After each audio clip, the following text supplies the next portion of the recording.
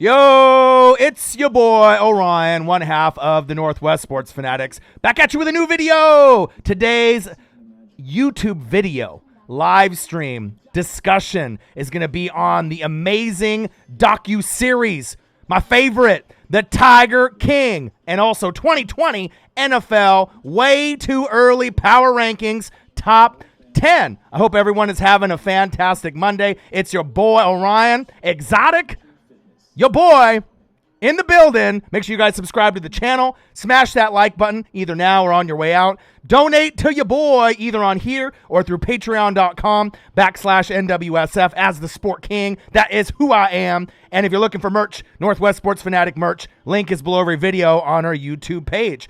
Now, it's crazy, man. We're getting to a point right now where there's not a whole lot of sports on.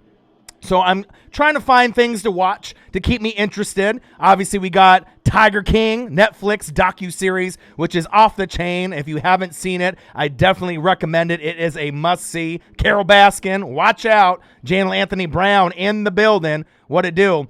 But also not only that, but they have that show, and I feel Westworld on HBO are the two best shows that are on TV right now. It's me.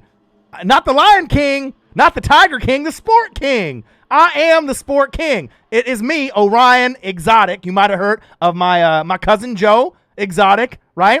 In the Tiger King docu-series on Netflix. It is a must-see. So obviously, with everything that's going on, I figured, hey, we got to be entertained. Huh? He said, what are you wearing? This is my hair. What are you talking about? What am I wearing? Come on, man. We're going to be doing 2020 NFL Way Too Early Power Rankings Top 10, and we're also going to be talking about Tiger King. I mean, the only two shows that I really get excited for right now, Tiger King, docuseries is off the chain. It doesn't really matter if you're into tigers or animals, or you're not. Just the amazing kind of dynamic, the passion, the energy that you get, with the people that have their passion, like Joe Exotic for the Tigers, but everything that's kind of going on with him. I'm not sure if anyone has watched it all the way through or not. What a do, Lenny D in the building, Odin's Child in the building. But like I felt, it's time for something fresh, something new, to get you guys ready and excited for, something that's going on at this point. And I'll go over some NFL power rankings. They got the Chiefs and the Rams on from a couple years ago, so I'm watching that as well. Sports Life. I know everyone's going to love the hair. It's your boy Orion, one half of the Northwest Sports Fanatics, the Sport King, Orion Exotic, in the building. I know, huh? I didn't have anything to do the goatee. Otherwise, I would have, But I hope everyone is having a fantastic Monday. I felt I would do something a little above and beyond than I normally do. Just because, sports, there's nothing on. They're showing replays, which is cool. I'm watching the Rams and the Chiefs from 2018. Amazing game. That was on Monday Night Football, one of the most memorable games, back and forth, both teams, going over 50 points. Definitely was a tough loss for the Chiefs fans, but it showed you, kind of the promise. It showed you the light at the end of the tunnel on how great Patrick Mahomes could be, would be, and is. And not only that, but it also showed you with the Rams that, they had a nice high-powered team this particular season. This was before TG400, before Todd Gurley's knee pretty much fell off, at that point. No defense in the game, but you got to admit, it was definitely one of the most, entertaining games to watch, from 2018. But wanted to go over Tiger discussion, Tiger King. Have you guys watched any of it? I know a lot of people saw, memes and GIFs, and they thought, what is this? Is this going to be like The Office? Is it going to be like a comedy? I didn't really know what it was, until I saw that it was a docuseries, and I always watch History Channel, National Geographic, Discovery Channel. So anything that has to do with murder or, conspiracy, anything that is kind of like wild and crazy, you watch some of it. See, I'm about a couple episodes in. I believe there's 7 total episodes, and I'm about 2 or 3 in, so I haven't seen it, all the way. But the one thing that I wanted to relate, by dressing up today is like with Joe Exotic and with the Tigers, I like passion and I like energy. So whenever I see someone that has that passion and has that energy, for whatever it is, NFL, college football, NBA, MLB, wrestling, Tigers, like Joe Exotic. It's one of those things. It's exciting to see the passion and the energy, but it's also showing, some exploitation of the animals. They're trying to make all kinds of money off the merch, showing the animals off and getting them up close with the people, charging them, an arm and a leg, to be able to take pictures with the animals. But then also, too, with Carole Baskin on the flip side, she's trying to ruin, he's trying to ruin the Tiger King's life, put him to jail for life, right? And each person that you see, throughout the different people, Dr. Antel, that's in that as well. You always see a little bit of like illegal things that are going on. Maybe they're not treating the people as best as they could, living conditions. They're getting work for free from, a lot of the other people that are in the show. So it's kind of crazy to see them selling the animals, for big profits, So it's one of those things. It's an interesting show, but I highly recommend it to the Northwest Sports Fanatic and the Fanatic family. If you guys are bored, and we can always watch NFL, college football, which I do pretty much every day. But I definitely recommend Westworld on HBO if you love sci-fi, and I definitely recommend the Netflix docuseries The Tiger King. So I hope everyone is having a fantastic Monday. Tiger King discussion 2020 NFL way too early power rankings, the top 10. So I'm going to go over my top 10, not anyone else's. I know ESPN and NFL.com and a few others have put out their rankings. I'm going to put out my own, nothing like theirs, just to kind of show you what I feel at this point. Orion Pax in the building. Too Fast 49. How are you, my guy? We're going over Tiger King discussion 2020 NFL way too early power rankings. Top 10 with your boy, Orion Exotic, one half of the Northwest Sports Fanatics, the Sport King. Make sure you guys subscribe to the channel. Smash that like button either now or on your way out. Donate to your boy either on here, patreon.com/NWSF, or you can go to the GoFundMe, www.gofundme.com, and then type in NW space sports space fanatics, and you can make a donation there. And if you're looking for merch, Northwest Sports Fanatic merch, link is below every video on our YouTube page. Tiger King, Westworld. If you guys are bored, I'm telling you, you love sci-fi, Westworld. Watch it, love it, enjoy it. HBO Sundays at 6 or 9 p.m. Eastern or West Coast time. It is off the chain. Since Game of Thrones ended, it is the best show on TV, period. If you want something other than sports, okay? And then the best thing on Netflix right now, all the memes, all the GIFs, anything that you've seen on Facebook, it's about Tiger King, right? Joe Exotic, Carole Baskin, and the rest. So I hope everyone is having a fantastic day. I know Odin's Child, I know you messaged me, letting me know that you ended up losing your job. I'm sorry to hear that. Yeah, man, drop a like for your boy, man. Look, your boy's going all out trying to entertain y'all. Too Fast 49, what to do? And I'm going to go over the top 10, but Odin's Child, I hope everything goes okay. Hopefully you qualify for unemployment, because I know with the job, that's something, you're a grinder, you're a blue-collar worker. I went to work today. My legs are, they're feeling like they're falling off. It was the busiest day in the company.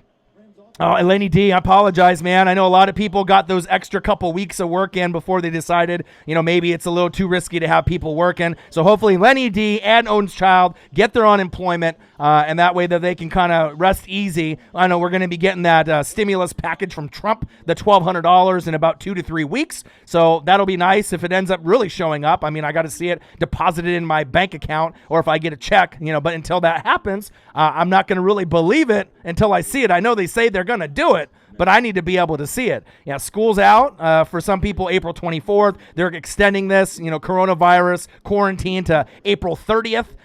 For a lot of locations out there, you got to be safe, wash them hands. And it's scary out there. A lot of people in Oregon are getting diagnosed out here where I live. A lot of people are getting sick. A lot of people are passing away. It's a really scary thing. But I figured, you know what? It's Monday. I'm going to entertain y'all. And I wanted to go over something fun, something a little bit different. I know you guys have Facebook. I know you guys see all the GIFs and all the memes. And if you're skeptical of Tiger King or even Westworld, I promise you, for a guy that watches a lot of TV, I probably follow maybe 30 different programs a week that I watch on top of all the sports that I read. Six Ink in the building.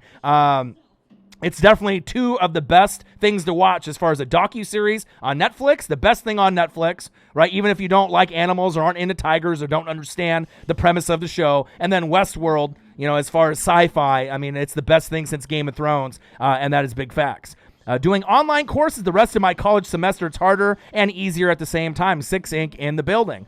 You are in Seattle, Too Fast 49. We getting hit hard out here. Stay safe, y'all. I know it's crazy on how it's kind of getting worse and worse out there. But let's go over the NFL way too early power rankings and my top 10. Let's start it off with number 10. Number 10 is a team that I really love to win the NFC East. They have Mr. Walk It To Him, Carson Wentz. The only reason that I have him at 10, Alshon Jeffrey is getting, healed up with the injury. They definitely need wide receivers and possibly the first round, the second round, and we'll see what they do in the third round. But besides that, I love that they've been building the secondary, the Zach Ertz, Julio Jones, rumors. Let's put that to bed. Dallas Goedert, Zach Ertz, if Alshon and some of the other weapons, J.J. Arcega-Whiteside, you're looking for better, younger, faster. Ruggs would be a great fit. Jefferson would be a great fit there. But I absolutely love the Eagles, and I almost feel bad for putting them fly Eagles fly at 10. I want to put them a little higher, but once the draft hits and I see who they end up picking up, I definitely think that they're going to be climbing a lot higher than number 10.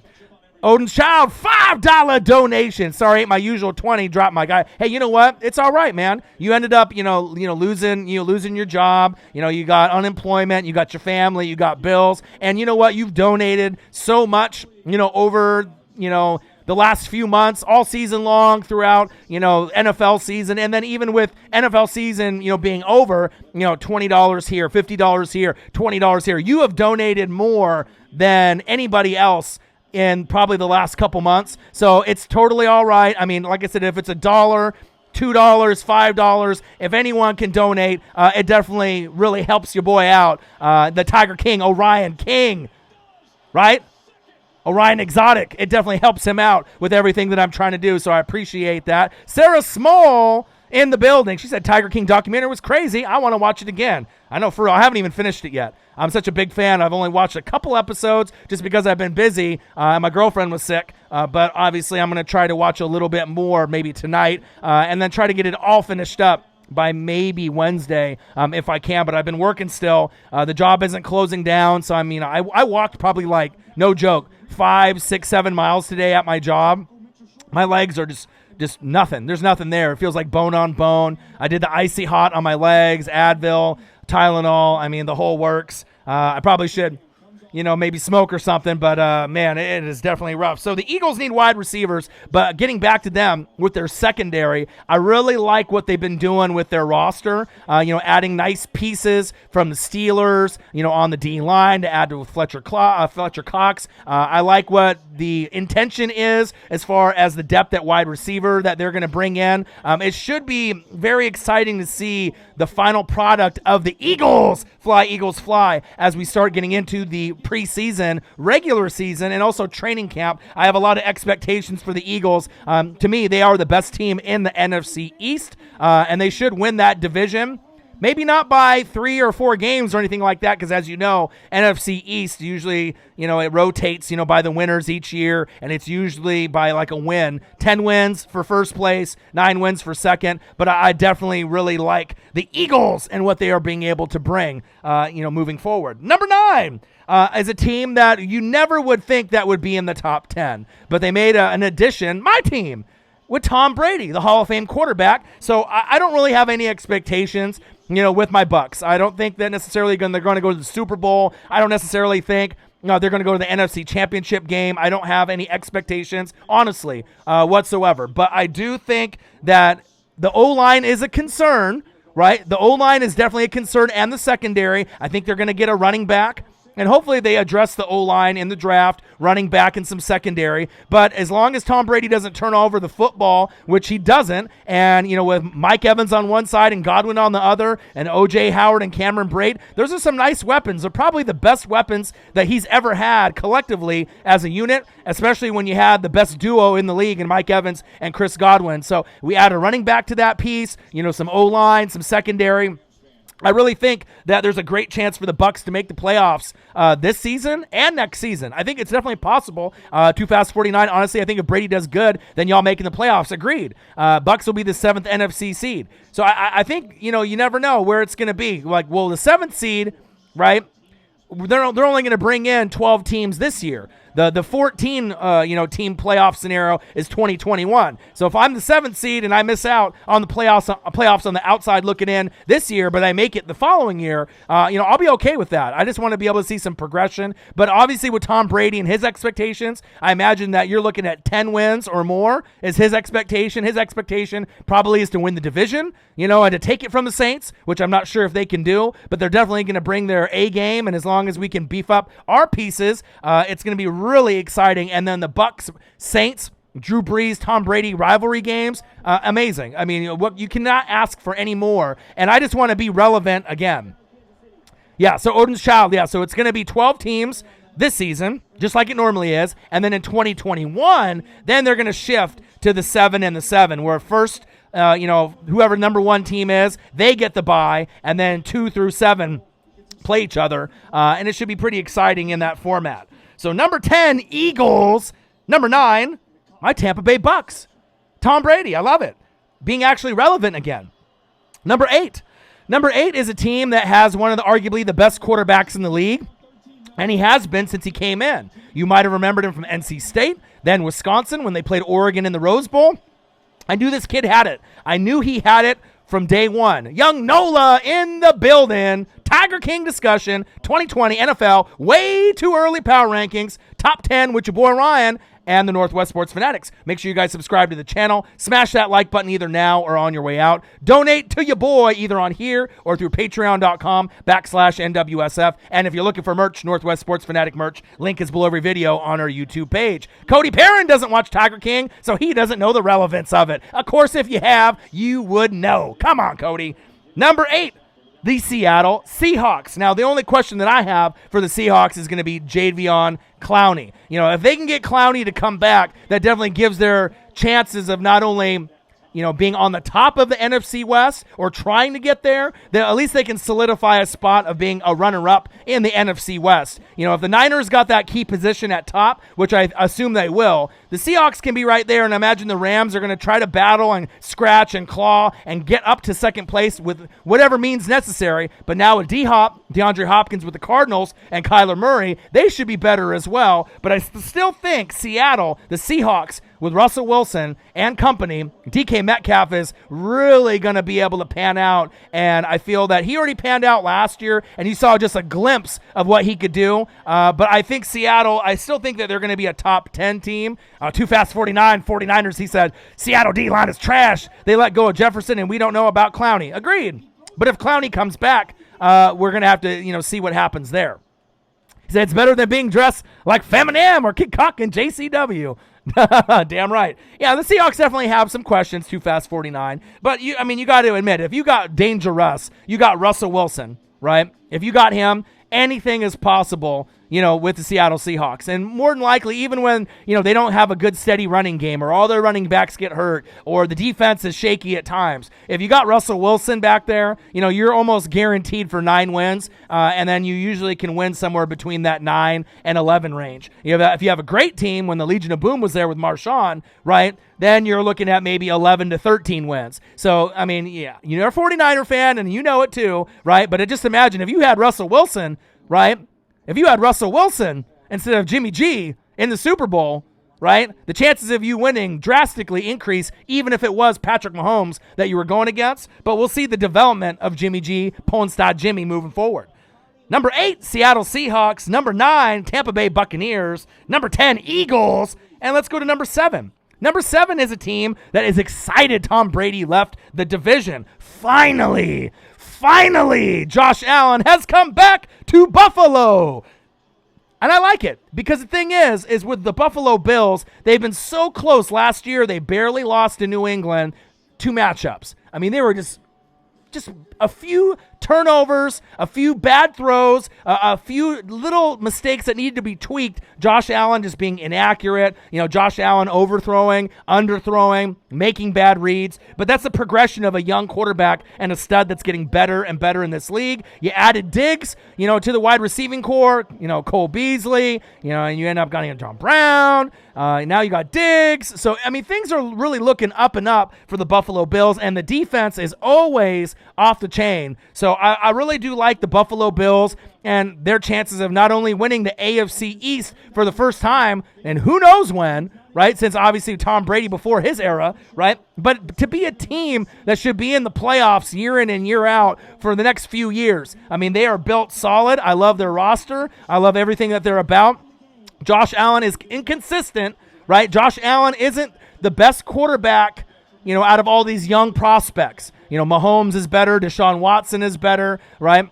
But I still feel that he's got a lot of potential, to really make his team a contender, not only in the AFC East, but they can make a deep run. And don't be surprised if the Buffalo Bills, make an AFC championship game appearance in the next 5 years. If they keep a majority of their defense and they keep a majority of their players and keep building and building and building, I think this team really has a legitimate shot. I'm not saying they can win the AFC against the Ravens or the Chiefs or some of the other studs at the top, but they might be able to get there, and that would really be something. Baker or Allen? I go Josh Allen, just because I like Baker's skills. And the thing is, I like Baker's skill set, but to me, he's really fiery. I'm not sure if he's as coachable as Josh Allen. Josh Allen is more raw. Josh Allen makes more mistakes, but I really do feel, that there's more upside with Josh Allen. And then with the Cleveland Browns and that curse there, I don't know if that curse is ever going to get broken anytime soon,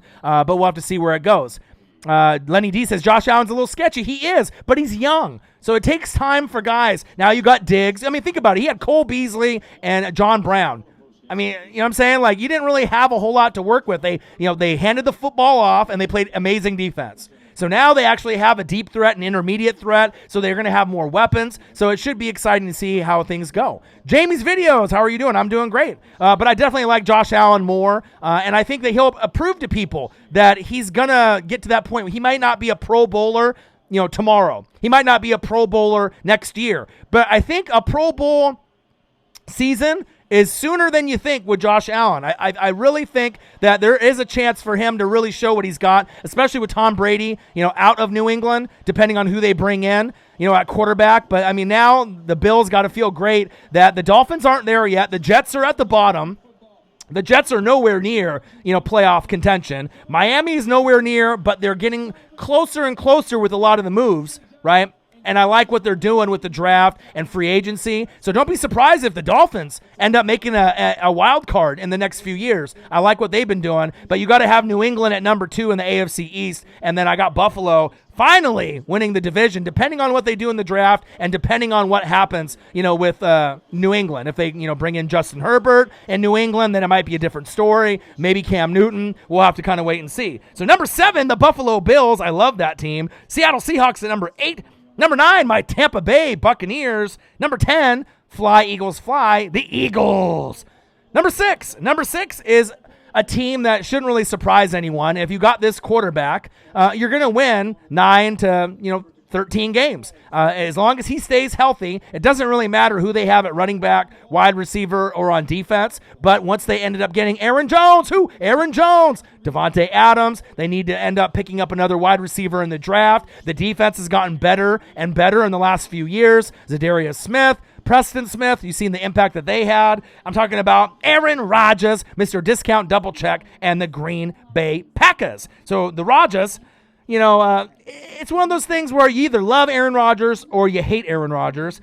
They definitely need wide receiver help. Geronimo Allison left to the Lions for the veteran minimum under a milli, right? But he wasn't that big of a factor. They still got Allen the Lizard Lazard and a few other people there to be able to make some moves. But overall, the offense does have holes. The offense obviously lost some pieces on the O-line. Obviously with Bakhtiari and Bulaga. Brian Bulaga, I believe, went to the Chargers. So, they're going to have to replace some pieces there. They can't stop the run. Sometimes they can't stop the pass. Lenny D, you're correct. But, as we all know, if you got Aaron Rodgers, he is an amazing Hall of Fame quarterback, just like with Russell Wilson. It doesn't really matter who they have at running back, wide receiver, defense. It just seems like more chances than not, if you have Aaron Rodgers or Russell Wilson, you're getting into the playoffs by either a division winner or a wild card, and in most cases you're looking at 10 wins or more, and that's just how it's been unless Aaron Rodgers gets hurt, and we haven't really seen Russell Wilson go down with a serious injury just yet. So number 6, the Cheeseheads and the Green Bay Packers. Number 5 is a team that surprised everyone in the playoffs this season. We didn't really think that this team would be able to beat New England and then go to Baltimore and beat Lamar Action Jackson, New Wave, right? And the Ravens. I'm talking about the Tennessee Titans and Ryan Tannehill. Now, they did lose some pieces.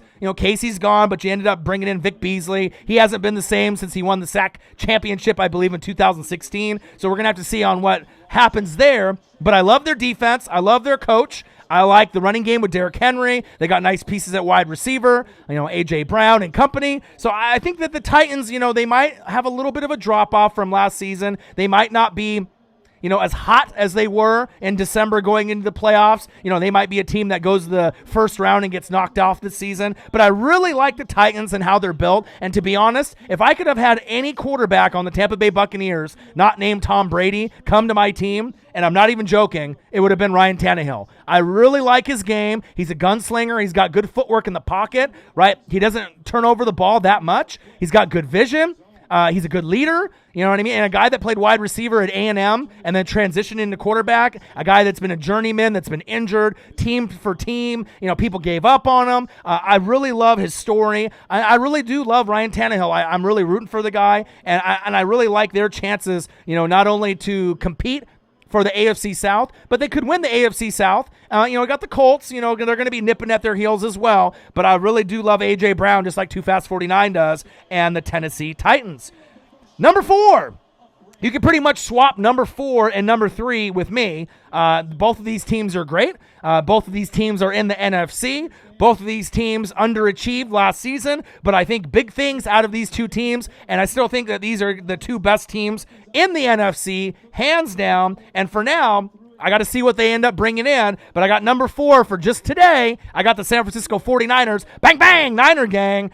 And I got the San Francisco 49ers. I could have had them at number 3, but with obviously DeForest Buckner from the gone, I want to be able to see who they're bringing in. And more than likely, they're going to get their Julio Jones, and which is much needed. They needed their number 1 with Deebo Samuel. So it doesn't matter if it's CeeDee Lamb or Jerry Jeudy. If they pick someone other than those two players, I will be absolutely floored. I would be absolutely shocked because they need that position. DeForest Buckner is a big loss, right? But you still got Eric Armstead, who I think is a better player personally. You still got Nick Bosa. You still got good pieces up front. So I think you're going to be okay. But regardless if Jerry Jeudy comes to the Niners or CeeDee Lamb goes there or the Raiders get the other player, I really love both of those wide receivers, and I think it's going to make such an impact with San Francisco, just like how the impact of bringing in Nick Bosa led you guys all the way to the Super Bowl, even though it wasn't the outcome that you wanted. But it showed you the impact of having a guy that could be a Hall of Fame type of player. I really like Jerry Jeudy and CeeDee Lamb a lot, with Ruggs also in that trio. Yeah, I know a lot of Niners fans are sad about Buckner. Yeah, and exactly. And if you can end up getting Jerry Jeudy or CeeDee Lamb to replace for the loss of Buckner, the impact on the offense, your defense is already going to be good. Even with Buckner gone, it's going to be elite. It's going to be great. You'll probably have the best defense in the NFC again, right? Even with Buckner gone. I mean, Niner fans, you know it. I know it. I've seen the tape. I watch it. As long as, Bosa stays healthy for a majority of the time, Armstead, Sherm, and the rest of the crew, I like what they have there as a package. They got really good depth. And if they draft a corner in the first round, right, and they get Jerry Jeudy or CeeDee Lamb, watch out. Watch out for the San Francisco 49er team. They're trying to go back to back, like Drake would say. And you know what I mean? Speaking of Drake, I don't know if you guys saw the picture of his kid. Everyone thought he would be like dark-haired, look just like Drake, and he's got blonde hair. Doesn't look anything like him or the mom. Pretty crazy. But San Francisco 49ers at number 4. And I could have swapped them with the number 3 team. And I really love Jerry Jeudy or CeeDee Lamb, like I said. Number 3. Number 3 is a team that fell short to the Vikings in the playoffs. They ended up giving a little bit too much money and an extension to Andrews Pete. They need to figure out what they're going to be doing with the guards and the tackles, but they ended up getting a key piece in Emmanuel Sanders to complement can't guard Michael Thomas, and the Nolans Saints are going to be right there. They didn't really lose a whole lot of pieces. Lost Von Bell. He's gone, but you still got Demario Davis, a.k.a. the Glue, Cameron Jordan. You got nice pieces on the defense and the offense, Lattimore.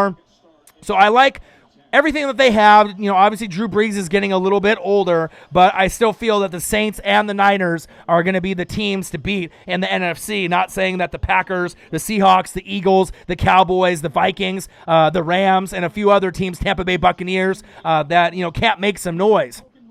But they said they getting Jenkins, right? Yeah, Jenkins is getting a little bit older. You know what I mean? Obviously, we know at the Eagles, he's one of the staples there. He was kind of like a Brian Dawkins kind of figure, right? And he could go back to the Saints. But getting Big Play Slay, is definitely an upgrade, even though one's a corner and one's a safety. But I do like the addition of Jenkins if he does go there. But the Saints and the Niners definitely are very similar. Niners defense is better, but the Saints offense should be off the chain. So if there's a lot of double teams, triple teams on can't guard Mike, it doesn't matter. I mean, the guy, he can't guard. You can't guard him. You know what I mean? You can put so many guys on him. So that's going to open it up for Emmanuel Sanders, Jared Cook, and the rest of the crew. And hopefully AK-41 can stay healthy. Obviously they don't have the same dynamic with him and Mark Ingram since he's on the Ravens. And speaking of the Ravens, that's who I have at number 2. So the Baltimore Ravens. You made some key pieces, and you kept some great players. You kept Judon. Great move. Jimmy Smith, the corner, you kept him. That's key. I don't think people really realize how good Judon and Jimmy Smith really are, for that Baltimore Raven team. But the biggest move was Calais Campbell. Getting Calais Campbell is bringing in a guy that's going to have like a Haloti Ngata impact, Ed Reed, Ray Lewis type of impact, and it's really going to change their franchise. I mean, we're the favored team besides the Chiefs to go to the AFC Championship game and represent the AFC in the Super Bowl. But then they just went in and played a team, the Titans, that they probably took for granted. The Titans ran the ball down their throat.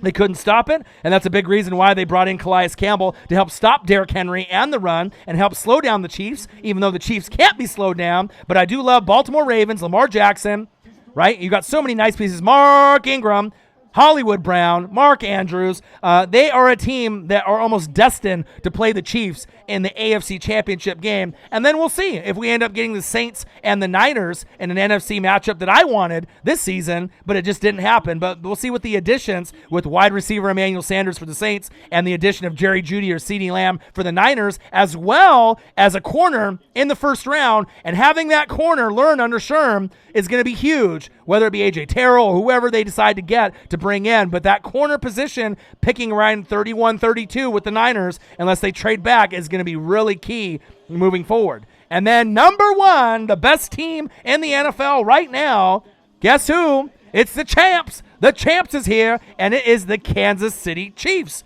Chris Jones, who? Chris Jones. You franchise tagged him. You haven't really gave him the money, but as long as he's still on the roster for now, you're good to go. Sammy Watkins, you decided to pay him the money instead of letting him walk. It was like $21 million instead of having the $7 million, on the cap hit and whatnot. You got Chad Henne, right? Ta'amu, you brought him in from the XFL as well. O-line, Remmers is nice. Cornerback Hamilton, you brought in as well. So I'm excited to see what the Chiefs do. If they end up going for offensive line, corner, running back, what they do in their picks. But I definitely like the Chiefs at number 1. And then, like I said, I'll go through them all over again. Number 10, Eagles. Number 9, the Tampa Bay Buccaneers, my team. Number 8, the Seattle Seahawks. Number 7, the Buffalo Bills. Number 6, the Green Bay Packers. Number 5, the Tennessee Titans.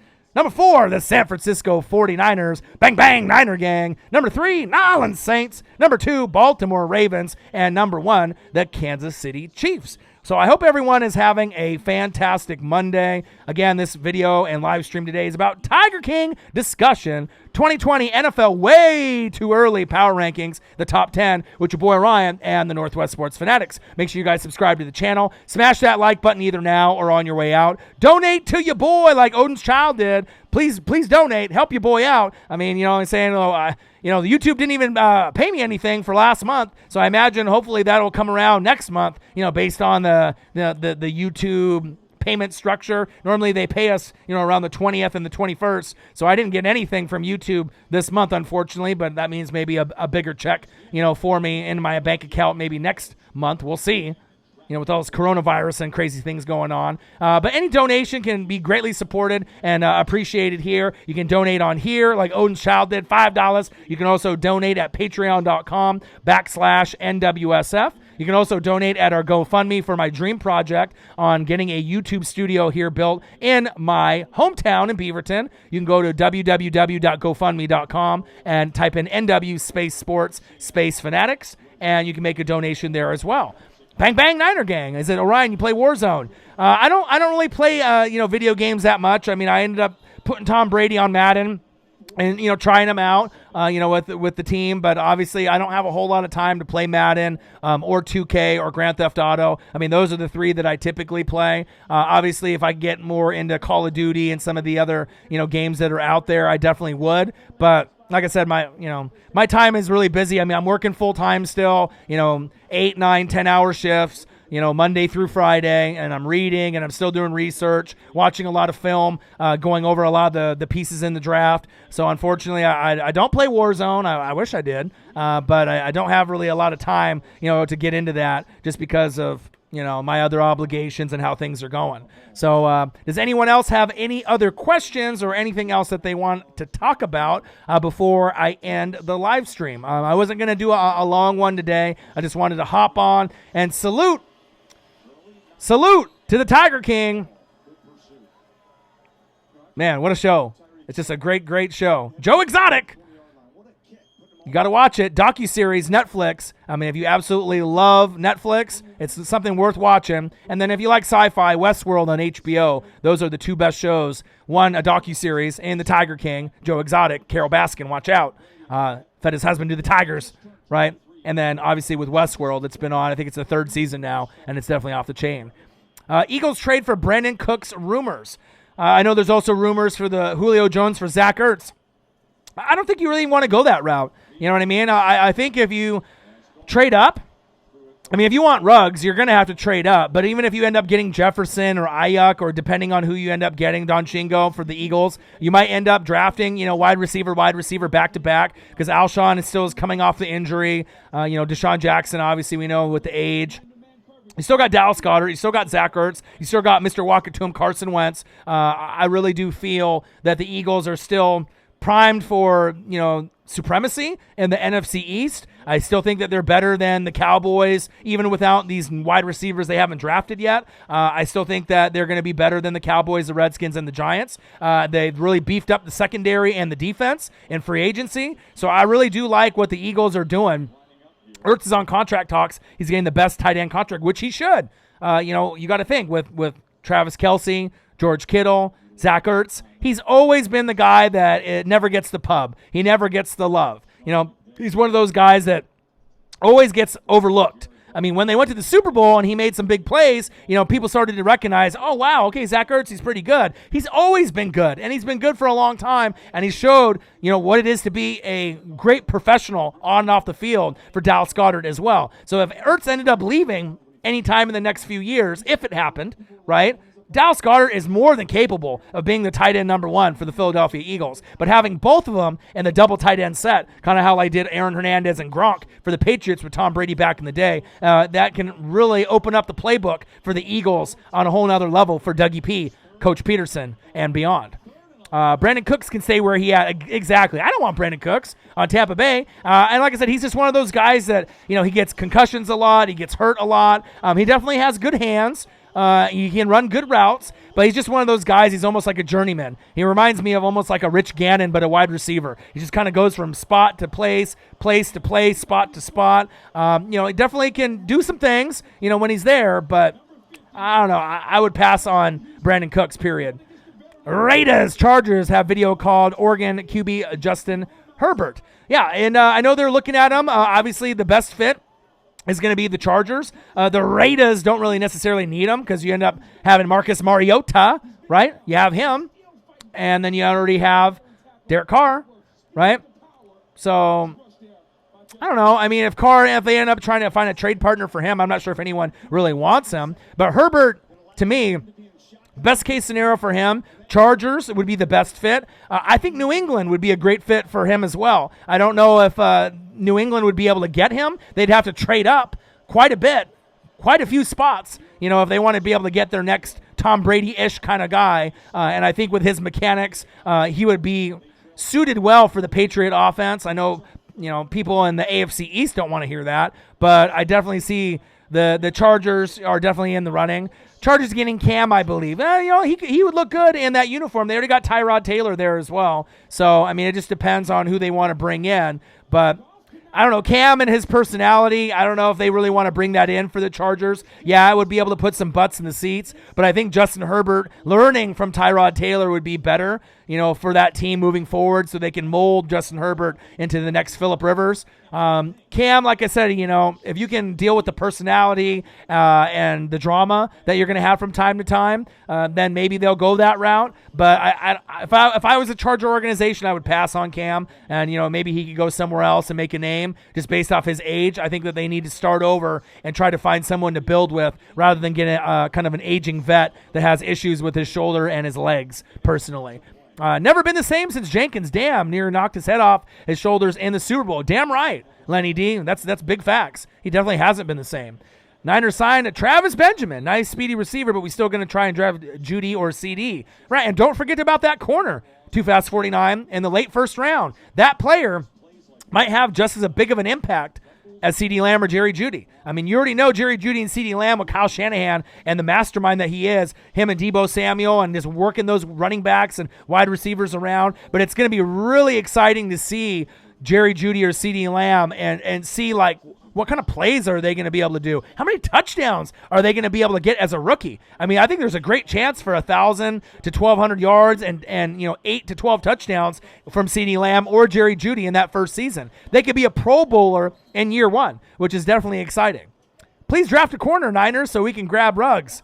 Well, the thing is, if they're gonna draft a corner, right, that'll be at the end of the first round, Lenny D, right? But they're not even looking at Ruggs. You know what I mean? If you got to think CeeDee Lamb and Jeudy are going to be linked towards the Niners and the Raiders. So you're really going to have to worry about the Broncos. The Broncos, if they trade up or depending on where they're at, that's the team more than likely that's going to steal Ruggs from you, in my opinion. It just depends on if you want to trade up to try to get him or, if you just want to wait and see who falls into your lap, like Jefferson from LSU, which still could be a good fit, but we're going to have to wait and see. We might go for a cornerback or trade back with our late first-round pick. We got no second, third, or fourth-round pick. Yeah, I mean, if you can end up trading back and getting a second and a third for that first, that could definitely make sense. Clay Matthews, anything left in the NFL? I say no. I mean, he's kind of on the last leg. I mean, he could be a guy that could be a rotational guy, but I think that he's gotten to the point where the age and the skill set is starting to diminish a little bit. He's not the same player as he was on the Packers. I mean, if it's a guy that you want to bring in on the cheap, you know what I mean, and see what he can do, a rotational player, maybe like Malik Jackson, kind of like a rotational player, but I don't really think he's got a whole lot left personally. Tiger King discussion, Joe Exotic, 2020, NFL, way too early power rankings, top 10, with your boy Ryan and the Northwest Sports Fanatics. Make sure you guys subscribe to the channel. Smash that like button for the Sport King, either now or on your way out.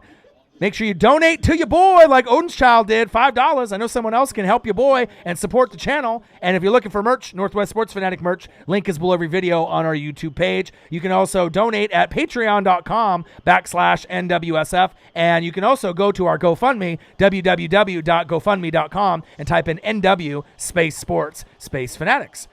He said, yeah, true, but if they take one of those top 3 receivers, then Ruggs is going to get got by somebody not named Eagles. Right. I mean, like I said, because the Ruggs could be the first wide receiver taken. Not necessarily he's the best out of those 3, but based off the speed and maybe Elway trying to give Drew Lock a weapon like the Cheetah and the Chiefs, that could be something where the Broncos trade up. So, I mean, really, if the Eagles want Ruggs, I mean, they're going to have to trade up and get rid of some of those comp picks and really make it interesting. They're almost going to have to trade themselves in the top 10 to like the 10th pick. You know what I mean? If they go that route. Because if you trade into the top 10, then you'll have your choice more than likely of Ruggs, Judy, or CeeDee Lamb, or maybe 2 out of the 3 that'll be there. But we're going to have to kind of wait and see. So, but we're at an exciting time right now. We got Rams, Chiefs, fourth quarter from 2018 Monday Night Football. I hope everyone is having a fantastic Monday. Going over the Tiger King discussion, as well as Westworld, a docu-series on Netflix. If you're looking for something to watch, I definitely can give it 2 thumbs up. You'll definitely be entertained. Crazy characters in Tiger King, from Joe Exotic to Carol Baskin and the rest. And then if you're looking for some sci-fi or something else to watch, I recommend HBO's Westworld. It's the best show since Game of Thrones. If you love sci-fi and futuristic shows, I definitely would recommend it. So we can trade the Niners a 13th pick for our 21st pick and a 2nd or 3rd round pick. I mean, you'll have to kind of wait and see on what they do.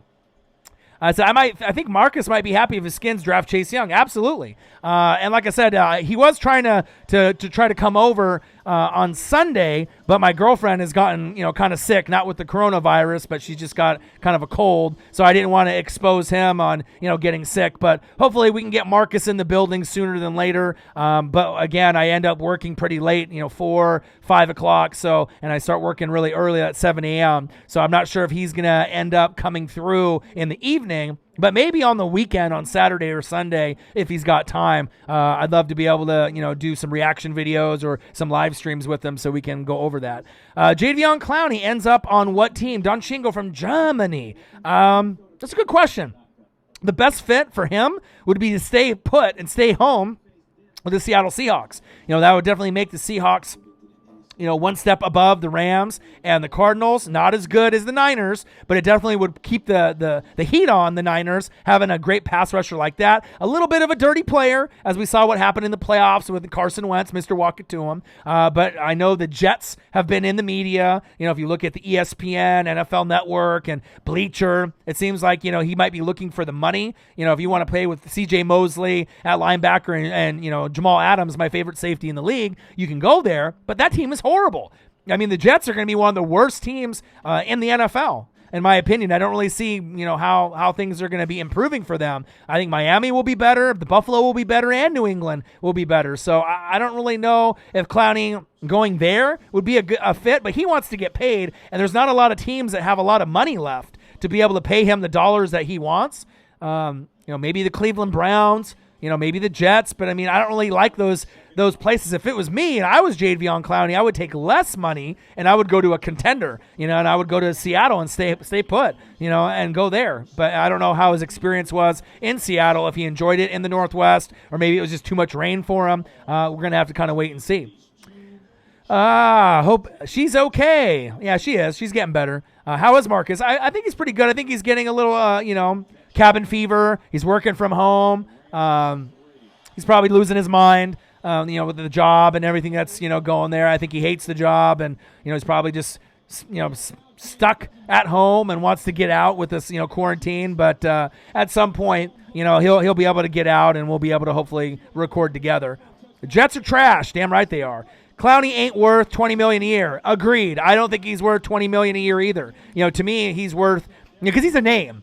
First pick in the draft a few years back. So he's, based off him being the first pick and all the sacks and the pressures and the tip passes, he's really banking on his agent and his name recognition to be able to get that big dollar amount. To me, he's like a 10 to 15, million, per year kind of guy, not 20. You know what I mean? 20 is definitely a little bit too much. Cheap shot Clowney. Yeah, he definitely did. He wasn't really known as a dirty player, but we'll see this year. If he does a couple more dirty moves. I know he's got an endless motor, and sometimes he doesn't know when to stop, and he obviously proved that with the Wentz hit, which I wasn't really happy about whatsoever. But It is what it is. You know what I mean? The Eagles, definitely had some misfortune with a lot of the players getting hurt, not named Wentz. Everyone thought it would be Wentz, and it wasn't. And I'm really excited for them to bounce back. J.J. Arcega-Whiteside, to see what Alshon can do. The development of Dallas Goedert, Zach Ertz will dominate. But these wide receivers that they get, whether it be Ruggs or Jefferson or Ayuk or whoever they decide to pick up, it's going to be exciting. Wentz will have some great chemistry, with this first round wide receiver pick, and they might go wide receiver, which they probably should. They definitely need some depth, The defense has been good. A lot of pickups in the secondary, a lot of pickups on the D-line. So I like what the defense is shaping up to be. Big play Slay. It looks great. Personally, I'm really excited to see what the Eagles can do. Last question for today for me, Redskins quarterback battle. Yeah, to me, Riverboat Ron, he brought in Allen, right? Kyle Allen from the Panthers because, he used to play for Riverboat Ron on Carolina, right? So I'm not really sure if they're sold on Dwayne Haskins. It depends on if they decide to let Dwayne Haskins move on and they grab Tua at 2 and they go that scenario with Allen, there as the backup, someone that they've already worked with and they're grooming him, right? Or if they go Chase Young at 2, right? As long as the Bengals don't go Chase Young at 1. But if they go Chase Young at 2, and then there's a quarterback battle with Allen and Haskins, I think there will be a little bit of a battle because I think Allen will push Haskins. And I think, Haskins, if he thinks that he's just going to outright win it just based off reputation and name, I think he's in for a rude awakening because I think that Allen could win that quarterback battle. I think Haskins has more talent than Allen, but Allen is a Riverboat Ron guy. So, it's not that Haskins wasn't picked by Riverboat Ron. So we're going to have to kind of wait and see if he's sold on Allen beating out Haskins or having that competition at quarterback, or if they end up, surprising everyone and going Tua at 2. If you go Tua at 2, there's more of an impact on the Redskin franchise moving forward than if you have Chase Young. Chase Young could be a Hall of Famer. He could be a Pro Bowler. He could be an amazing player. You got Kerrigan and a lot of the defensive players from Alabama on the defense. But to get that quarterback, the single most important player on the NFL field on offense, right? Tua, as long as he can stay healthy, you could have another Michael Vick, a Mark Brunell, a Scott Mitchell, a Steve Young running around. And definitely that would cause problems for the Giants and the Eagles and the Cowboys. Definitely the Redskins would be more of a threat, and the games would be more must-see TV, in my opinion, if it was Daniel Jones, Carson Wentz, Tua, right, and Dak Prescott. That would be amazing to be able to see. So, but we're going to have to kind of wait and see what happens with the draft. So I would love to see Haskins on a coach like Andy Reid or Bill, my man, or Doug. Yeah.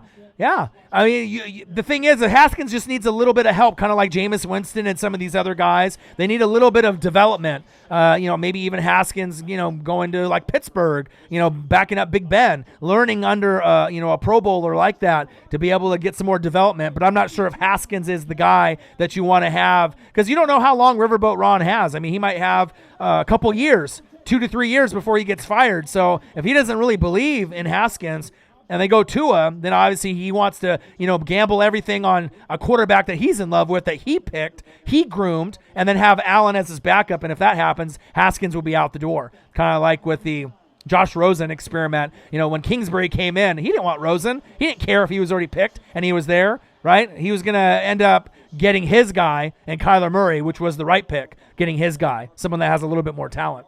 If we go wide receiver back-to-back in the draft, we grab Ruggs and Claypool, slip in the second round, and we grab them Super Bowl. We winning it. No ifs, ands, or buts. Well, I don't know about that, but I definitely would like to see those options play out. Ruggs and Claypool would be off the chain. And definitely they would be a contender, not only in the NFC East, but in the NFC. Like I said, you got the Packers, the Seahawks, the Eagles, the Niners, the Saints, and you never know. It always gets mixed up, from year to year. The board shuffles. It's like shuffling a deck of cards. You just don't really know what it's going to play out as. But I do like the Eagles' chances to really make a move. But they got to be able to stay healthy. That's really been the problem with the Eagles, the Redskins, and a few other teams, the Rams, is the injuries. The injury bug has really hit certain teams. And if you get injuries, it's really hard to get the maximum potential, out of your roster like the Eagles. Like if their wide receiving core and running backs really didn't get, nicked up and banged up, and I love, Miles Sanders as well, and most underrated running back, I feel. Josh Jacobs played great for the Raiders. I think Miles Sanders, though, to me, was the most underrated running back in the whole entire NFL last season. He's a guy that doesn't get the credit that he deserves. He can catch out of the backfield. He can run through the guards and the tackles. He can do reverses. He can do screens. He can do sweeps. He can do draws. He can do it all. That's a guy I'm really excited to see the development of moving forward in Miles Sanders. Not because of his name, but in this moment in time, do you think Wentz is better than Rodgers?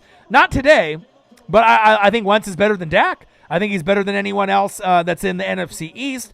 Wentz needs to be able to stay healthy. Rodgers is already a Hall of Famer. If he stops playing today, he's already a first ballot Hall of Famer, and that's facts. Right now, if Wentz didn't get injured in that Super Bowl run and won the Super Bowl, even though he was the reason they got to the Super Bowl behind Wentz, Mr. Walk It To Him, and then Nick Foles finished it off, I still think that Wentz could have finished it off as well.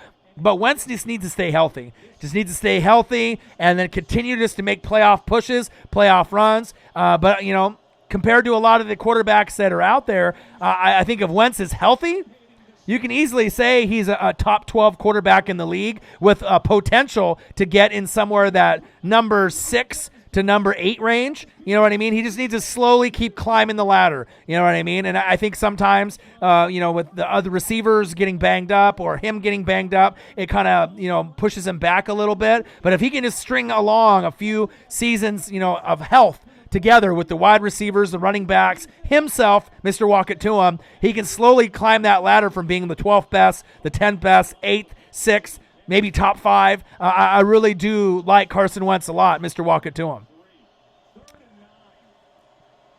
Exactly.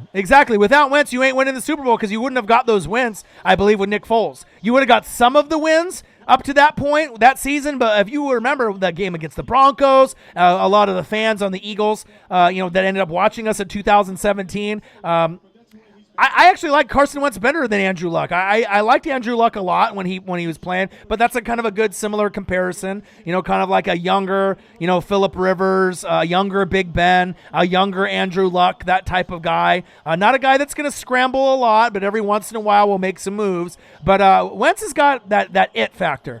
You know what I mean? Marcus Mariota didn't pan out. Jameis didn't pan out. Jared Goff had some great seasons, and then you saw last season was flawed with Sean McVay. I've never really seen any flaws in Carson Wentz except just playing, out of his mind, playing with so much heart. And, when he ended up getting injured, he was just trying to make the play for his team. So I think he's got the intelligence. He's got the smarts. He's a leader. People respect him. He can make all the throws. And he's the guy that is like the staple of Philadelphia. He reminds me of like a Randall Cunningham where it's like, this is the guy. He's not going to make a lot of mistakes. People believe in him. And you just need to be able to surround him with the right talent to be able to make shit happen. But I'm not dumb. You know what I mean? Of course, I've been watching football since 1985, so it's nothing new to me. I've been watching these quarterbacks and evaluating them and evaluating them in college. And I always liked, Carson Wentz more than Jared Goff when it was the draft. I felt that the Rams, kind of fucked up. If it was me, I would have went Carson Wentz number 1. But thank God, right, for them that they were dumb and they went Jared Goff first, right? And you got Carson Wentz. So he played into your lap at number 2, and thank God that happened. So, Chip Kelly fucked everything up with Deshaun Jackson, Jeremy Maclin, and LaShawn McCoy. But yeah, he ended up fucking things up. But if he didn't fuck that thing up, right, with that team and letting those guys go, somewhere else and cutting them and letting them walk, no Super Bowl. So it ended up opening the door of, maybe having a bad season and ending up getting that amazing draft pick, and it changed your guys' franchise forever and finally bringing a Super Bowl back to Philly. Is Goff a system QB? Absolutely. Absolutely. I think that he would struggle in other places. You put him on, Cleveland Browns, you put him on the Cardinals, he's not really going to do a whole lot. And a big reason that Goff was so successful is all the weapons they had. You had Todd Gurley, Cooks, Cooper Kupp, you look at Everett, you look at all the weapons, Higbee, you look at all the weapons that they had, it's crazy. I mean, they had so many weapons around him, and you had one of the most brilliant play callers in Sean McVay. And on the flip side, you had Aaron Donald and all these amazing pieces in Ndamukong Suh and all the pieces on the secondary before Aqib Talib kind of, went down the crapper. So they actually had a lot of talent surrounding him. And then as you notice, they really heavily relied on handing the ball off, right, and playing elite defense. Right, but then when Todd Gurley wasn't Todd Gurley and they went to Malcolm Brown and company and the rest of the crew, they weren't the same team anymore. You know what I mean? They got exposed. And a lot of the players got injured. Brandon Cooks couldn't stay on the field. So I feel that Goff could succeed in certain systems, right? But he definitely is flawed, and he's not as good as Carson Wentz. Not even close, in my opinion. I do think that he's got potential to get back to where he was in 2017, but it all depends on the weapons that they have around. And also, too, people don't realize it's all about offensive line, the battle in the trenches. And when you ended up losing guys like Whitworth and guys on the O-line, in 2017, their O-line was fantastic. And that's why they went all the way to the Super Bowl, even though they didn't win it, right? But that's why they were so great. They won the battle in the trenches with Aaron Donald on one side and that offensive line, for the Rams on the other side. They lost 2 key pieces on the O-line last season, and look what happened. 2 O-linemen gone, Todd Gurley injured. Jared Goff wasn't good enough by himself to carry the load, and he definitely proved that. And the Rams, still, made a little bit of a run to try to get to the playoffs, but definitely Seattle with Russell Wilson, regardless of who's on the team on offense and defense, is a much better team to me, even though Sean McVay is a great play caller. We'll have to kind of see on what happens there. Tiger King discussion 2020. NFL, way too early power rankings, top 10 with your boy Ryan and the Northwest Sports Fanatics. Make sure you guys subscribe to the channel. Smash that like button either now or on your way out for the Sport King, myself. And you can also donate at patreon.com/NWSF. And if you're looking for merch, Northwest Sports Fanatic merch, link is below every video on our YouTube page. He said, my guy's better looking than Joe Exotic, than the real deal. Joe Exotic, Orion Exotic, Tiger King. Watch out for Carol Baskin. She'll feed her husband to the Tigers, which he probably did. And Wentz, lose Lane, Brooks, and still winning. Yeah, you know what I mean? I really do like the Eagles' chances to really make some noise. I mean, but you also have to realize as well, even with being Eagles fans, you ended up building the roster, building to get to that point to win the Super Bowl. And to get back to a Super Bowl, sometimes it takes a long time, to be able to get back there again. So you got to appreciate the win that you had. It might be a while before you get to another NFC Championship game, but I think in Carson Wentz's future, before his career is over, I think you guys will be able to make at least 1 or 2 more NFC Championship games. I don't know if you guys can win them at that point, just depending on who you're playing against. But you definitely, if you keep building the roster with Dougie P and who you have, there's definitely some potential there to compete with the Niners, the Saints, the Seahawks, the Packers, and the rest. In their prime, who would you take, Orion? D. Rose or CP3? Woo! Well, those two are totally different players. D. Rose was more flashy. He had the hops. He could dunk. He was more of a figure kind of like a Lillard, that he was just more of a Sports Center top 10 kind of guy. CP3 is more like a John Stockton. He's like a black John Stockton. CP3 was more the guy, that did it by the book. Smaller point guard, pass, screen away, set the screen, get the nice assist, not really making a lot of flashy moves. D. Rose was all about flash, the big dunks. If D. Rose never got hurt, he could be just as good as CP3's career, if not better. But I just like D. Rose's determination, to not walk away from the game. He could have walked away from the game a long time ago and, tearing the knee, ACL, and finding a way to come back and then drop 50 with the Pistons. So that's awesome. You know what I mean? So he might not ever be a Hall of Famer, but it shows a lot of heart and determination for a guy that loves the game, that didn't quit. But I think that if D. Rose never got hurt, he would be in the same discussion with CP3 and a lot of these other Steph Currys, Lillards, a lot of these guys that play point guard. I think he would be right there in the mix with all those other guys as far as Hall of Fame and being one of the most amazing players. You hear Matt Patricia getting exposed. I did not hear that. Daniel Brennan, my Saints doing it all this year. Finally got somebody to take the pressure off Mike Thomas. Mike Thomas earned his money, worth every penny. And since you just came in the building, I'll go over my NFL power rankings again. Like I said, I'm probably only going to do, maybe another 5 or 10 minutes, because I was only planning on doing maybe about an hour or so. So at number 10, the NFL way too early power rankings going into 2020. I have the Philadelphia Eagles. Now, the Eagles need wide receiver help, but they've been building the secondary and defense. They look great. I think they should win the NFC East. I don't really see a whole lot of competition. The Cowboys will be fighting, and they'll be punching each other in the mouth. Daniel Jones and Saquon still need a whole lot of help on defense and a lot of weapons on the outside. The Redskins are going to be the sleeper team, depending on what they do at quarterback or Chase Young. Did they go Chase Young or Tua? But they still more than likely will be the third team in the NFC East, with the possibility of maybe getting past the Cowboys if they can stay healthy and maybe grab Tua at number 2. But we will see. Number 9, my Tampa Bay Buccaneers. You added Tom Brady. You got Mike Evans. You got Chris Godwin, O.J. Howard, Cameron Brate. You re-signed JPP, right? You ended up getting some pieces to return like Ndamukong Suh, Shaq Barrett. So things are looking on the up and up. You know, Devin White should be able to have a great sophomore season. Levante David is one of the most underrated linebackers in the whole entire league. I need O-line. I need running back. I need secondary. But I like the Bucs' chances of making a run and being relevant again this year and next year. And I'm hoping that they can go to the playoffs this year and next year. Even if it's a wild card and we are looking up at the Saints, I'm okay with that. Number 9, the Tampa Bay Buccaneers and Tom Brady, my team.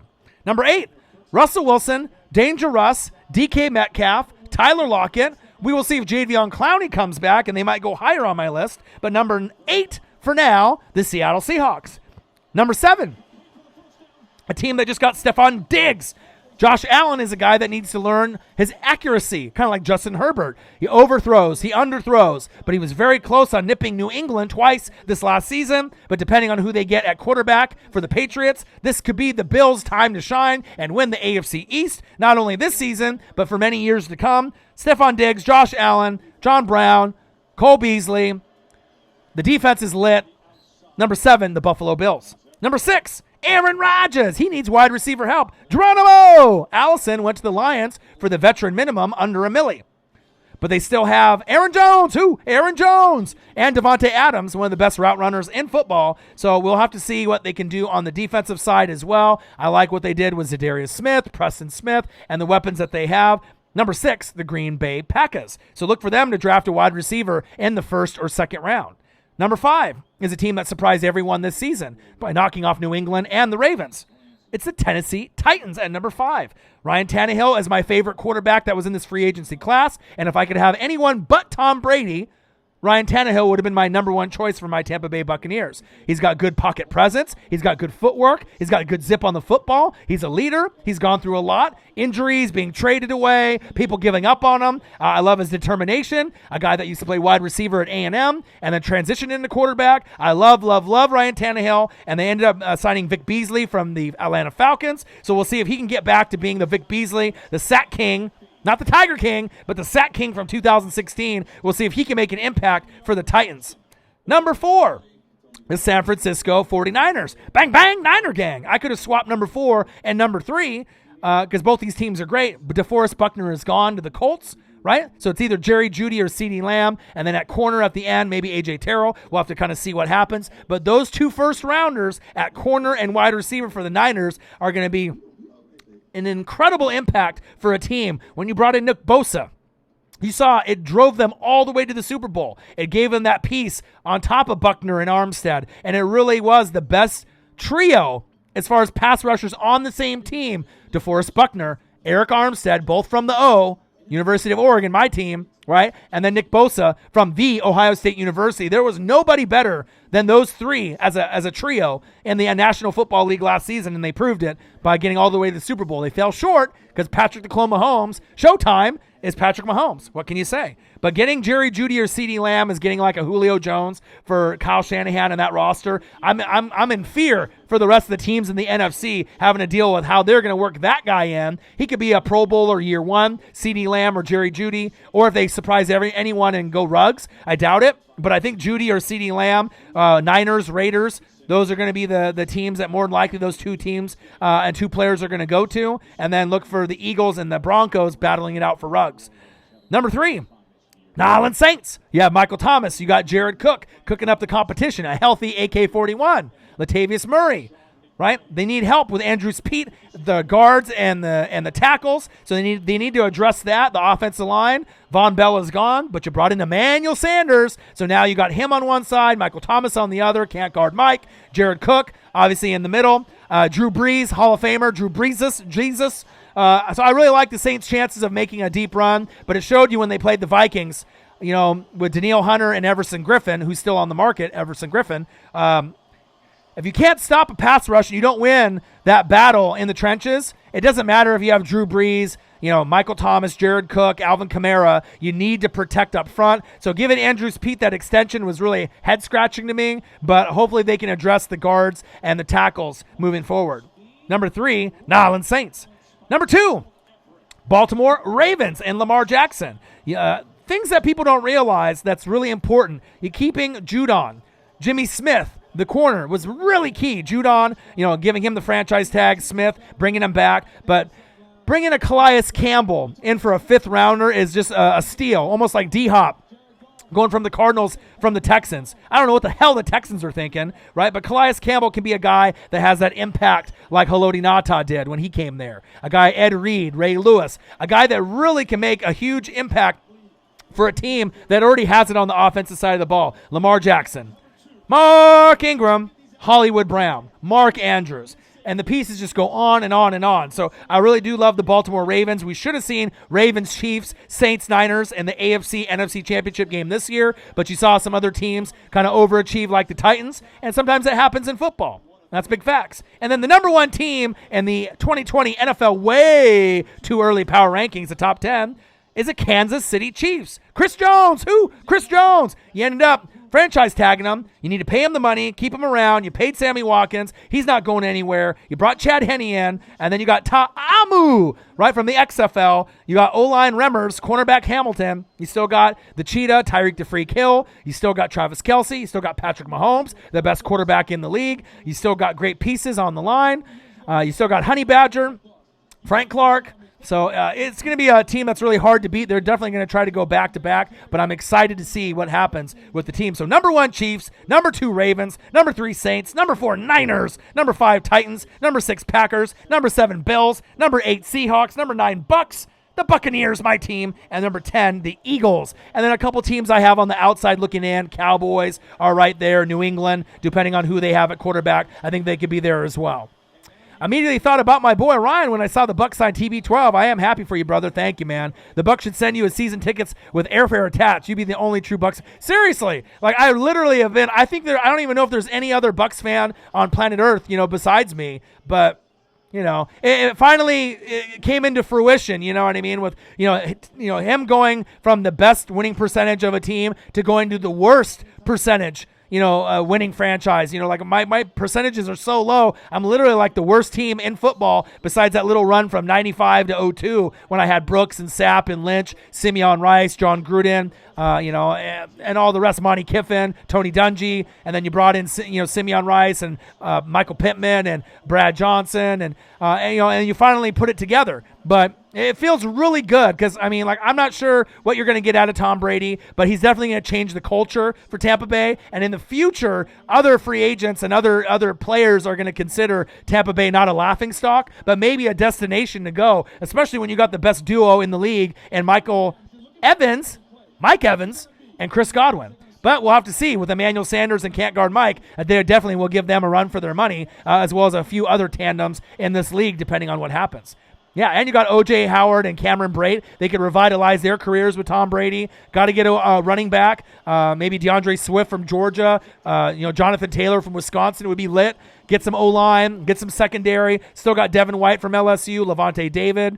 You still got Sue, JPP, Shaq Barrett. So no one's going to be Vita Vea. No one's going to be running on my team. The run defense is going to be top 5, arguably number 1 as far as run defense. Pass coverage is going to be not so good, but it'll be a work in progress. But we got to get that secondary going and the offensive line and the running back. But once we start shoring up those pieces with Tom Brady, I'm hoping, I have no really big expectations, but I'm hoping for 10 wins or more each season. And even if the Saints, win the NFC South 2 years in a row, I'm okay with that, as long as I can at least have an opportunity to compete, to be able to be in the wild card at 9, 10, 11 wins with Tom Brady, I'm hoping. And that's big facts.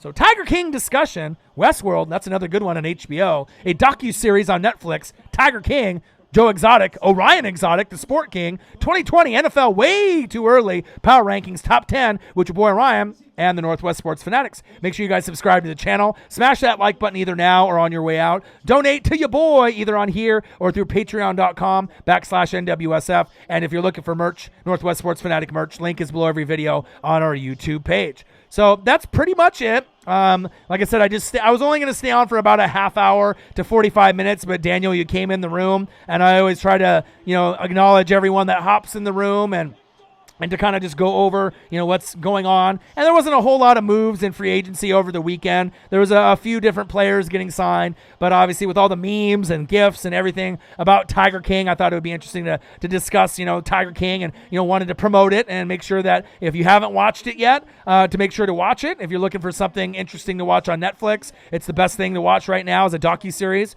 And then Westworld on HBO is a great watch for sci-fi. And then we could talk a little NFL on top of that. No problem, Daniel. That's why you guys are the best fans on YouTube, the Fanatic family, and you guys really do, show a lot of love. So you have not once seen the show you're talking about. Which one? Tiger King? It's on Netflix. You should watch it, man. Even if you don't like animals, and there's crazy characters in it, but it's one of those things. It's like a train wreck while you're watching it. But the personality of Joe Exotic is crazy. It's easy to binge watch. Nathan Dotson in the building. It's Orion King, not the Tiger King. Orion Exotic, the Sport King in the building. But it's one of those shows you definitely can binge watch it. It's fun. And with sports not being on right now, people are always looking for things to watch. They're looking for Tiger King, Westworld, other movies to watch. And if you're on Facebook at all, Lenny D, it's almost impossible to not see the GIFs and the memes from your friends. Everyone's talking about it. Michael Pierpont in the building. Yo, what's up, man? I love that show. Tiger King, a docuseries, Netflix. Watch it.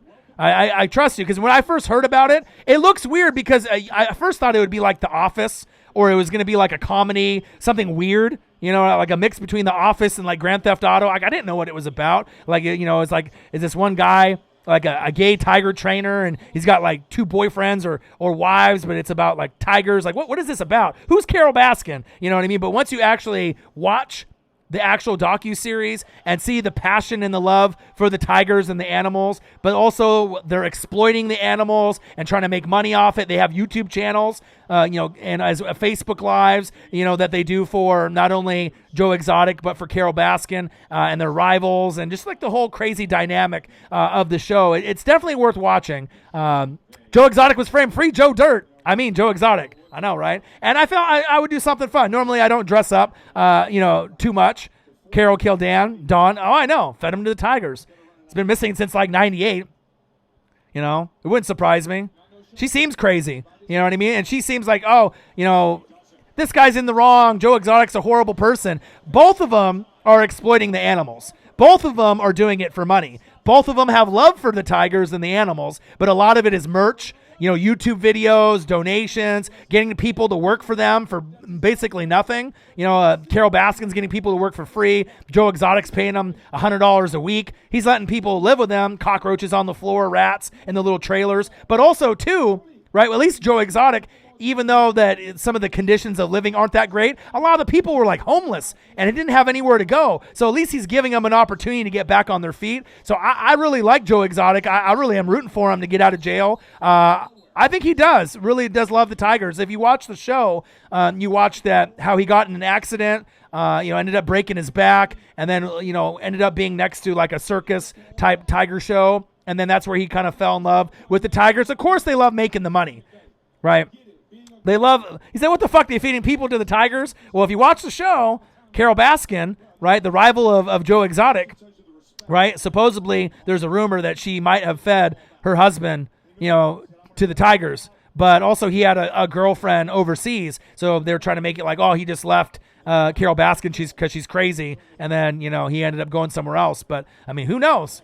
But I do really think that Joe loves the Tigers. You can see the passion. He would rather shoot a person than shoot the Tigers. I think he really does love it, but also he's manipulating the people, selling the Tigers away, when they get to a certain age, selling them for profit. But I do think he really does love the Tigers, and I think Carol Baskin is as batshit crazy as she is. I think she loves the Tigers too, but they love to be able to exploit the people because they know they can get people to work for them because they love the animals as much as he does. So he can kind of take advantage, and she could take advantage, as well as Bogdavan, as well as the other guy that does the tiger running there, as well as the drug dealer in Florida. After he spent his time in jail, and then his, kind of private zoo that he has. So it's kind of sad where, the people are taking advantage of the animals and it's for profit and money. But I really do think that all of them collectively, You love Doc? Well, shit, Doc's got like 5 wives. You know what I mean? He's almost like, I don't know, man. He's like brainwashing a lot of the people, which is kind of fucked up if you think about it, because he knows that the girls are going to go there because of the love of the animals. But he's all trying to find like virgins and young girls, and then brainwashes them, and they don't fucking get paid barely anything. And then he's got like all the wives and everything. I don't know. For me, it's like, he seems kind of evil to me. Out of all the 3 of them, he seems a little evil to me. Carol Baskin's just batshit crazy, and she's got a shitload of fans on YouTube, and she brainwashes a lot of people too. I don't really think Joe Exotic brainwashes anyone. I think he's an entertainer. You know what I mean? He loves the Tigers. He's making money, and he enjoys it. Or he's in jail now, right? But I think out of the 3, he seems the most real to me. Like, I would work for Joe Exotic. I would work there. You know what I mean? I would want to be friends with him. He seems like, just a real guy, a little crazy, a little eccentric, you know what I mean, with the guns and the crazy shit that happens, in the show, right? But Carol Baskin is batshit crazy. Who knows with her? She'll try to kill you. And then obviously with Bogdavan, he just seems like he's just a manipulator, and he's one of those guys that, you know what I mean? He just tries to brainwash people, kind of like Carol Baskin, which is kind of crazy. So I like the one with the Ferrari. There are pics of Doc and Carol working with Britney Spears back in the day. I know I did see that. Britney Spears has Tigers. Yeah, I know. I saw that. That's crazy. And I think a lot of people forgot. And they've worked with a lot of celebrities over the past. But yeah. But like I said, I normally don't dress up or, do crazy stuff like this, but I figured, it's Monday, the live sports, there's nothing really on. I absolutely love the Tiger King. Westworld is another great one on HBO. If you guys love sci-fi, like I mentioned again, if you're looking for something to watch other than sports, I highly recommend it. They all sound crazy fucking crazy with Tigers. They are, but there's a lot of passion involved. And if you watch their YouTube channels and their Facebook lives, I mean, they have a shitload of fans. You know what I mean? Fans of them and fans of the Tigers. And it's just cool to be able to see, because it's like we're at a point with this coronavirus. You're looking for new things to kind of keep you occupied and keep you interested. And yeah, Shaq went there. I mean, there's a lot of celebrities that have gone, and they're definitely exploiting the animals, all 3 of them. They're definitely using people and getting more out of people because they know those people love the animals, and they're taking advantage. They are making money. They are doing illegal things, all 3 of them, right? But as far as the real people, the person that I feel is most real and genuine, I think it is Joe Exotic, and I love him, man. I love him. It's my brother, Joe Exotic. Orion Exotic, the Tiger King, a.k.a. Orion, the Sport King. Tiger King discussion, your boy Ryan and the Northwest Sports Fanatics. 2020 NFL way too early power rankings, top 10, with your boy Ryan and the Northwest Sports Fanatics. Make sure you guys subscribe to the channel. Smash that like button either now or on your way out. Donate to your boy either on here or through patreon.com/NWSF. And if you're looking for merch, Northwest Sports Fanatic merch, link is below every video on our YouTube page. So never mess with tigers. Just ask those 2 dudes who were tiger performers. Yeah. Well, I mean, certain people will get attacked by tigers. There's actually a girl in the show, Lenny D, that got her arm ripped off by a tiger by sticking her hand in the cage that worked for Joe Exotic. And instead of doing reconstructive surgery for 2 or 3 years, she said, just cut that bitch off. And so she's got a nub now. But she's kind of a chill, down-to-earth chick. You know what I mean? That some of the people could say they're redneckish, some of them are like drug people or whatever, but he likes to try to give people second chances and help people out. And, I'm hoping for the best for Joe Exotic. So I know she went back to work, literally back to work a week later after losing her arm. Crazy. 19% in the governor vote. Yeah. Crazy, man. I don't know. It just depends. Like for me, I like passion and I like energy. So when I see someone that has passion for anything, whether it be Tigers, NFL, college football, NBA, wrestling, whatever it is, when you can see they absolutely love something, that draws me to watch that type of show or to watch those type of things. I already did the top 10 twice. In the show, but obviously I'll do it again because I always take care of the fans, and I appreciate you guys. You guys are the best fans on YouTube, so I'll go over it again. So NFL, and this will probably be the last time that I'll go over it, and I'll probably end the live stream. So NFL power rankings, the way too early power rankings in the top 10. Number 10, your team, Michael Pierpont, Philadelphia Eagles fly, Eagles fly. Got them over the Cowboys and a few other teams like the Patriots as well. You need wide receiver help. You got big play Slay. You've been beefing up the secondary and the defensive line with some additions in free agency. I love to be able to see them pick up Ruggs, Jefferson, go back-to-back in the first, second, or third round and get double up at wide receiver. Obviously, Alshon's coming off the injury, so we're going to have to kind of see where it goes. But it's because they haven't picked their players yet. After the draft, they'll be much higher than 10. But you got to see where I'm coming from with the teams that I have ahead of them. But I definitely like Miles Sanders, Mr. Walk-It-To-Him, Zach Ertz, Dallas Goedert. But obviously at the wide receiver position, there's holes there. So I got to see who they get. If they get Ruggs, I'm going to be really excited on what they can do. But if they end up getting whoever they get, if they can double up at wide receiver, I definitely like their chances to be much higher. But I have them winning the NFC East. Come on, man, I ain't dumb. I got them winning the NFC East. I got them as one of the best teams in the NFL. And remember, how many teams go to the playoffs? Michael Pierpont, 12. Right? Next year, 14. All right? So for them at 10 is not saying that they're bad. That's good. Number 9, my Buccaneers. Tom Brady. Right? And the only reason I have them, they still got a hole at running back, secondary and O-line, but you still got Godwin, you still got Mike Evans, O.J. Howard, Cameron Brate. But the main reason I have them slightly above is just JPP re-signed, Ndamukong Suh re-signed. If those guys didn't re-sign or Shaq Barrett left and they decided to go with Jameis, then you definitely know that I would not have Tampa Bay in the top 10 whatsoever. But getting those key guys to stay and to franchise Shaq Barrett, JPP to come back, Suh to come back for 1 year, Devin White, Levante David, the holes are in the secondary, the offensive line, and the running back. So in the running back, we'll get an amazing one, either DeAndre Swift from Georgia, Jonathan Taylor from Wisconsin. That'll be a dream come true, right? Get some O-line help, right? And then also hopefully get some help in the secondary. And the Bucs should be, a playoff team or right around that playoff, team, win total. Should be sitting around that 9 to 11, win range. I'm hoping 10, 11 wins. I'm hoping, this year and next year. I want to be able to make a wild card this year and next year, but we'll see. They got to prove it, right? They got to prove it. And then also, we have to see what the Saints do because I still have them higher than the Buccaneers. So we'll see where it goes. Number 8, the Seattle Seahawks. Jadeveon Clowney or no Jadeveon Clowney? That is the question. You got Russell Wilson. DK Metcalf should have a great sophomore season. Tyler Lockett's great. Defense, there's some holes there. But if Jadeveon Clowney comes back, right, then I can keep them at that spot. If he doesn't, then I'll probably have the Eagles at 8 and then the Seahawks at 10 just because, Clowney is a big piece for them. So we'll have to kind of see if they can bring him back. More than likely, he's gone. Number 7, the Buffalo Bills. Diggs, Josh Allen, John Brown, Cole Beasley. The defense is lit. I love the Bills, and I could see them winning the AFC East, not only this year, but for many years in a row, depending on who the Patriots get at quarterback. But I really do like the Bills as kind of one of those sleeper teams in the AFC. Number 6, the Green Bay Packers. Aaron Rodgers. You got Devontae Adams. You don't have Geronimo Allison. He went to the Lions. Right? So we're going to have to see where that goes. They need a wide receiver as well, so they might try to steal away one of your guys. The Eagles, the Broncos, the Raiders, the Niners, the Packers, all you guys are looking for wide receivers. So we're going to have to see which one, gets the key piece that they need. Number 5, the Titans. Ryan Tannehill. Absolutely love his game. Underrated. You got Vic Beasley coming in, so we'll see if he's the 2016 sack king.